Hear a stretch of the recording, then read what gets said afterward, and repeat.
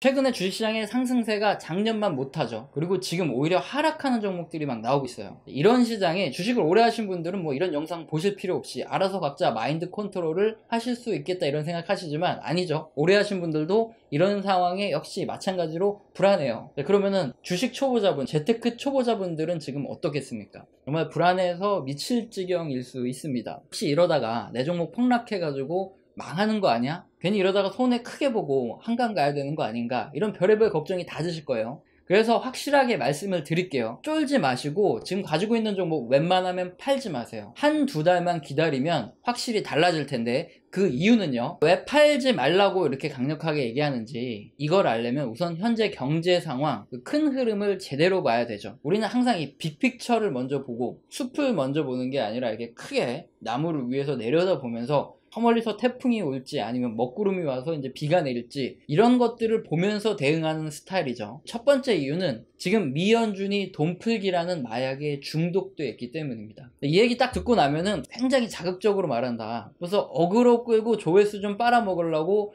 별소리 다 한다, 미쳤다 이렇게 생각하실 수 있는데 재밌는 옛날 얘기 해드릴 테니까 이 얘기를 듣고 나서 한번 이해를 해보세요. 때는 1929년 미국입니다. 그 당시에 무슨 일이 있었죠? 바로 대공황이라는 게 있었습니다. 1차 세계대전이 그 전에 있었고 미국은 포드식의 대량 생산이 굉장히 크게 유행했어요. 대규모로 공장을 만들고 제품을 막 찍어내기 시작했던 거죠. 그러면은 알아서 소비가 진행될 거다 이렇게 생각을 했던 거예요. 그러다 보니까 기업주들은 대규모로 생산을 하고요, 공장을 크게 늘립니다. 그리고 여기서 인건비를 줄이기 위해서 기계화를 계속 도입을 하게 되죠. 1929년 이전까지 이렇게 미국은 농산물부터 해가지고 뭐 자동차부터 해서 모든 공산품에 이르기까지 과잉된 생산이 있었고요. 그에 따라 주가 또한 과도하게 올랐습니다. 당시 경제 상식으로는 공급이 늘어나면 당연히 제품의 가격이 떨어지고 소비가 늘어나면서 경제가 좋아진다 이런 상식을 가지고 있었는데 1929년에는 공급이 늘어나도 당초에 소비가 늘어나지 않았던 거죠. 소비가 안 되니까 기업들이 도산하죠. 인력이 감축하고 또 소비가 더 줄어들고 이런 악순환이 반복됐던 게 바로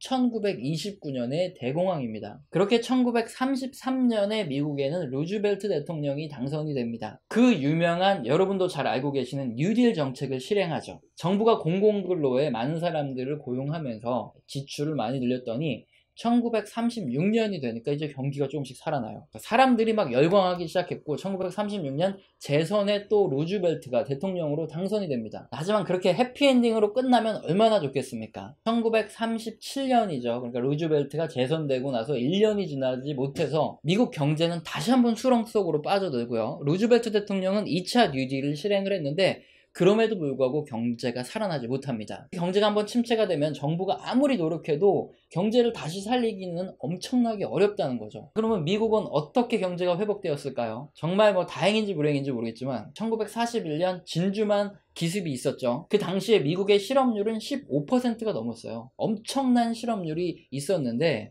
2차 세계대전에 미국이 참전을 하게 되면서 미국 전역이 군수공장으로 변하죠. 실업률이 급감하기 시작했고요. 그때부터 디플레이션이 극복되기 시작합니다. 그러면 돈을 엄청나게 풀어 제끼면 되는 거 아니냐? 그런데 1990년대 여러분 다 알고 계시지만 그때부터 일본이 잃어버린 20년을 맞이합니다. 그때 일본 정부는 엄청난 돈을 풀었거든요. 그럼에도 불구하고 경제가 살아나지 않아요. 그러다가 최근에 뭐 아베노믹스 여러분 다 아시겠지만 거의 비정상적으로 어마어마한 돈을 풀면서 일본의 경제가 살아났던 거죠. 물론 지금도 다시 이제 디플레이션으로 들어가려고 하죠. 이런 옛날 얘기를 하니까 이렇게 미연준이 돈풀기라는 마약에 중독돼 있다 이 말이 어느 정도 이해가 약간은 되시죠? 경제가 이렇게 한번 망가지면 역사적으로 정부가 아무리 노력을 해도 경제가 회복되기 굉장히 어려운데 그게 시작되기 전에 돈풀기를 왕창 해버리면 경제가 살아나더라 이겁니다. 이번 코로나 사태도 그렇고요. 지난 2008년 금융위기 이후에도 그렇고 경제가 완전히 폭삭 주저앉기 전에 엄청난 수의 돈풀기를 해서 경제를 일단 살리고 본다는 거죠. 그럼 앞으로 어떻게 되겠습니까? 경제가 혹시나 다시 한번 뭔가 위기가 크게 올 것 같다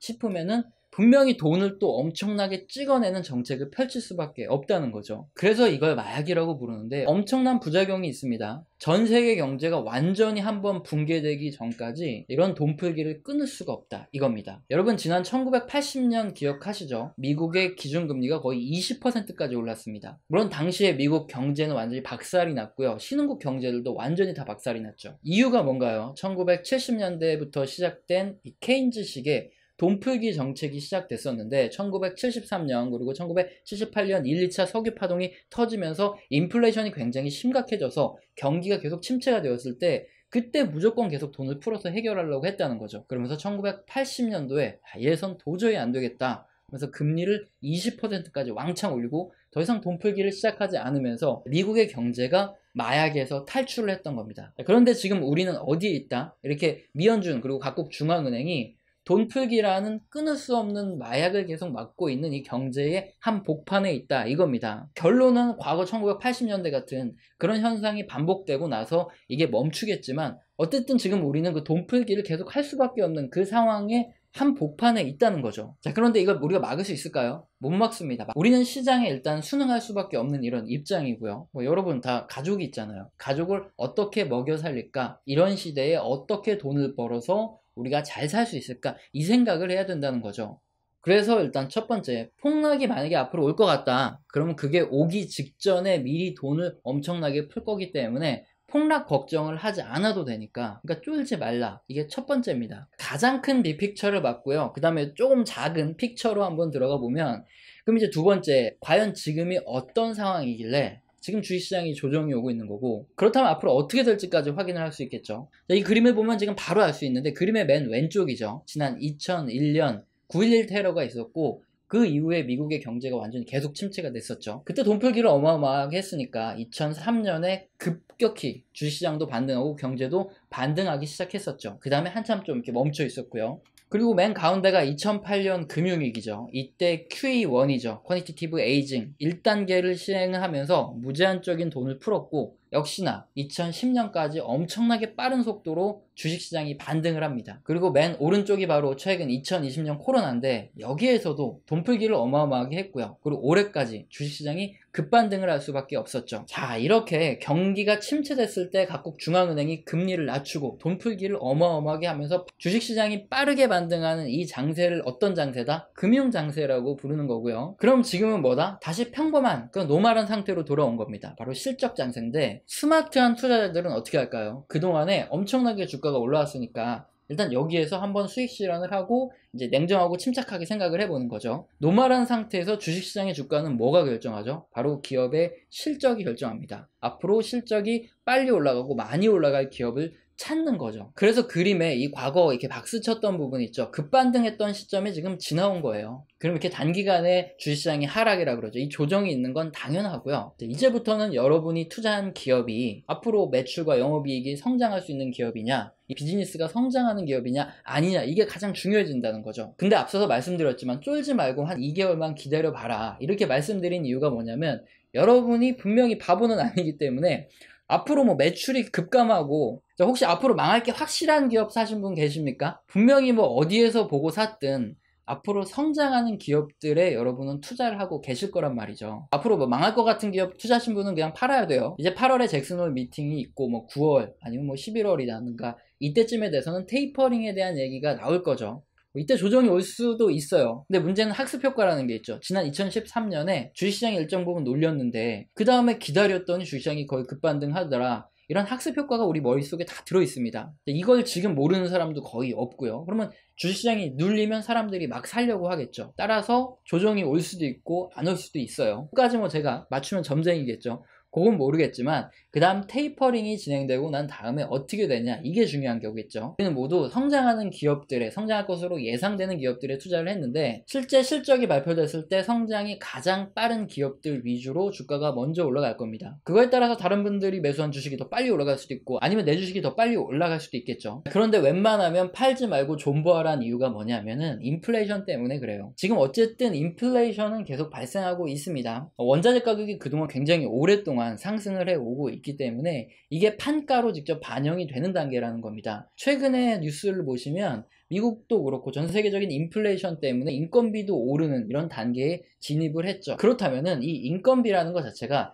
제품 판가를 올리고 이게 인플레이션에 그대로 적용이 됩니다. 인플레이션 구간에는 대부분의 기업들의 매출도 성장하고 이익도 증가를 합니다. 당장 망할 주식을 선별해서 고르신 게 아니라면 그럼 여러분이 가진 주식을 웬만하면 안 팔고 기다리는 게 훨씬 더 좋고요. 이럴 때 괜히 성장이 더 빠른 주식 아니면 테마성이 낀 주식 찾아다닌다, 단타 치겠다 이러다가 오히려 손실이 엄청 커질 수 있기 때문에 존버만이 살 길이다, 기다려라, 이 말씀을 제가 드리는 거고요. 그럼 이런 말씀 드리면 분명 이런 질문이 나올 수 있죠. 테이퍼링하고 앞으로 기준금리 인상이 될 텐데 그럼 시중에 풀어졌던 유동성이 흡수되는 거 아니냐, 그럼 주식시장은 빠지는 거 아닙니까? 이 걱정을 가장 크게 하실 텐데 지금 차트를 보겠습니다. 2013년 테이퍼링 언급이 있었고요. 2015년부터 기준금리 인상이 있었죠. 2013년은 QE 1부터 3까지 엄청난 유동성이 풀린 이후에 발생했던 유동성의 흡수예요. 그래서 2015년부터 기준금리가 계속 올라갔었는데 이때 당연히 엄청난 유동성이 흡수됐죠. 그럼 그 당시에 주식시장이 폭락을 했어야 되는데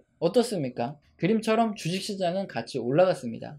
이유가 뭘까요? 주가라는 건 유동성도 굉장히 중요하지만 기업의 이익이 증가하고 경제가 회복되는 구간에 주식시장이 상승한다, 이겁니다. 그래서 이 그림을 보시면 지난 2013년 테이퍼링 이슈, 그리고 금리가 올라갔던 2015년 이 금리 인상 및 중국발 부채 위기, 이런 이슈 같은 것들, 유동성이 흡수돼서 주식시장이 떨어질 수도 있지 않느냐, 이런 불안감은 사실상 과거를 돌려봐도 크게 신경 쓰지 않아도 될 이런 걱정이에요. 이렇게 큰 빅픽처부터 좀 작은 픽처로 세부적으로 돌아가고 역사까지 확인해 보니까 어떻습니까? 그래서 결론이 바로 나오죠. 존버만이 살 길이다, 쫄지 말고 기다려라. 괜히 이런 장에서 이거저거 투자하다가 돈 날리지 말고 존버 잘 하시고 몇 개월 기다려서 꼭 수익 내고 파시기 바랍니다. 옛날에는 이런 영상 찍지 않고 그냥 혼자 역사 얘기하고 이랬는데 지금 가장 궁금하실 게 바로 지금 주식을 사야 돼, 팔아야 돼, 이거기 때문에 제가 명확한 말씀을 드렸습니다.